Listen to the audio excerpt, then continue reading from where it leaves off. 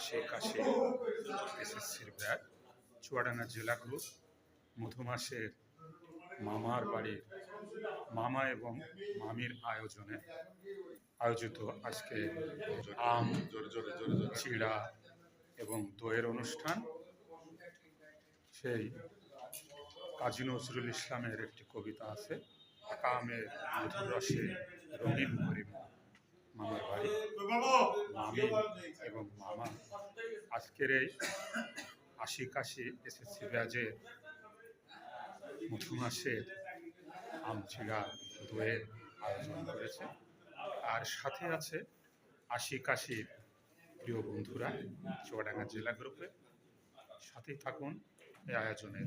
মধুমাসের এক সোনালি সকালে আমাদের আশি-কাশির বন্ধুদের জন্য মামার রাজপ্রাসাদে আমাদের দাওয়াত ছিল।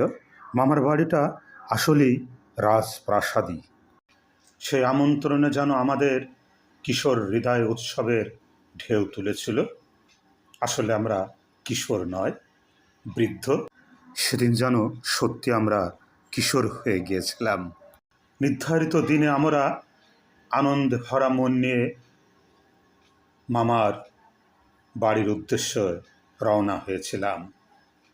সে কি আনন্দ, সে কি উৎসব! আর সেই সকালের নির্মল হাওয়া আমাদের পথকে আরও মধুর করে তুলেছিল। দূর থেকেই চোখে পড়েছিল মামার বিশাল বাড়িটি, প্রশস্ত উঠোন, সুদৃশ্য দালান আর চারপাশ উঁচু প্রাচীর।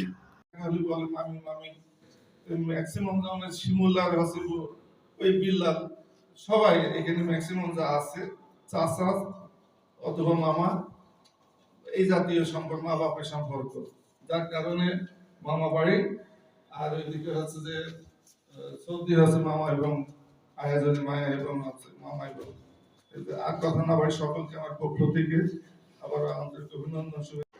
মামা বাড়ি শুনছিলাম মামার কথা, আর মামা বাড়ির রাজপ্রাসাদের ফটকে সকালে পৌঁছাতে মামা হাসি মুখে আমাদের বরণ করে নিয়েছিলেন।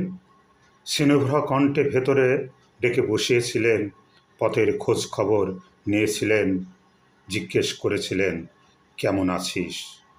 মামা আমাদের বন্ধুর মতো প্রিয়জন, যদিও সে মামা কিন্তু সে আমাদের বন্ধু আশি-কাশি। আর গল্পে গল্পে মুহূর্তেই আপন করে নিয়েছিলেন। এদিকে মামিকে খুব একটা সামনে দেখা যায়নি।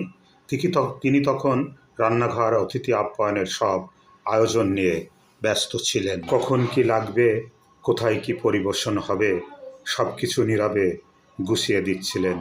তার ব্যস্ত পদচারণা চোখে কম পড়লেও প্রতিটি আয়োজনে ছিল তার যত্নের স্পর্শ। মামা মামির আয়োজনে চলছে মধুমাছের আম চিড়া দইয়ের খাওয়ার আয়োজন। ভাই দোস্ত, আজকের আয়োজনে কেমন লাগছে?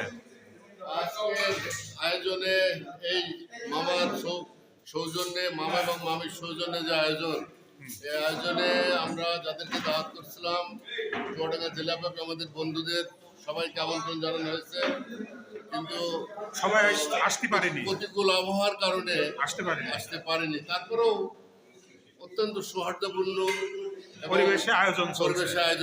আমার বাড়ির আয়োজন কেমন লাগছে দোস্ত? কেমন লাগছে আয়োজন দোস্ত? কেমন লাগছে? কেমন লাগছে আয়োজন? কেমন লাগছে আয়োজন? কেমন লাগছে রুস্তম? দোস্ত কেমন?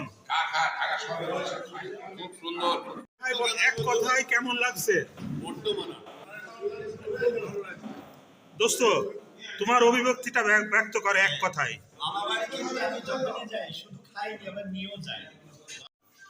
মামা বাড়ির এই আয়োজনে সবাই মুগ্ধ, খুশি। মামা বাড়ি চলছে আম চিড়া দই এবং গুড় দিয়ে খাওয়ার চলবে আয়োজন।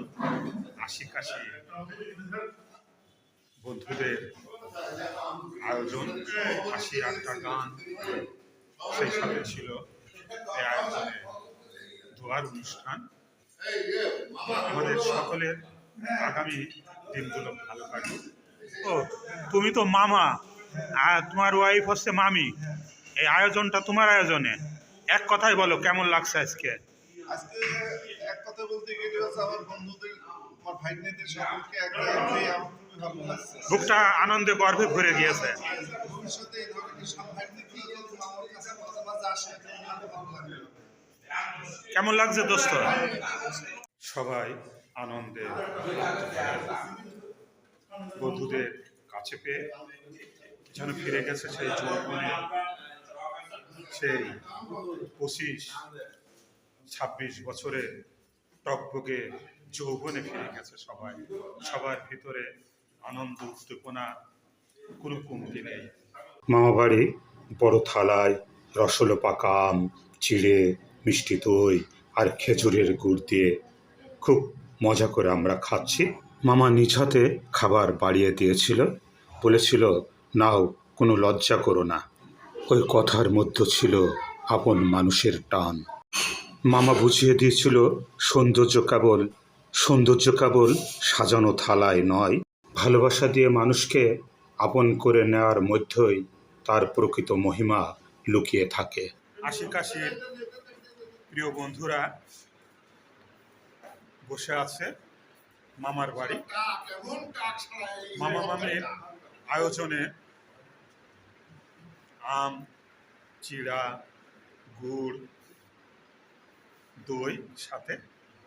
মামা বাড়ি মানেই আনন্দে ভরপুর সেই মামা বাড়ি, খাওয়ার কোনো কমতি নেই। আমরা মামার বাড়ির এই আয়োজনে মুগ্ধ। আগামীতে মামার কাছে আরও বড় আয়োজন প্রত্যাশা করি এবং সেই সাথে মামা এবং মামিকে অসংখ্য ধন্যবাদ জানাই এই সুন্দর আয়োজন করার জন্য। আর পিছনে বসে আছে আমার প্রিয় বন্ধুরা। আমরা বয়সে বৃদ্ধ হলেও আমাদের সেই 25 বছরের তারুণ্য চোখে মুখে বন্ধুদের পেয়ে ঝরে পড়ছে।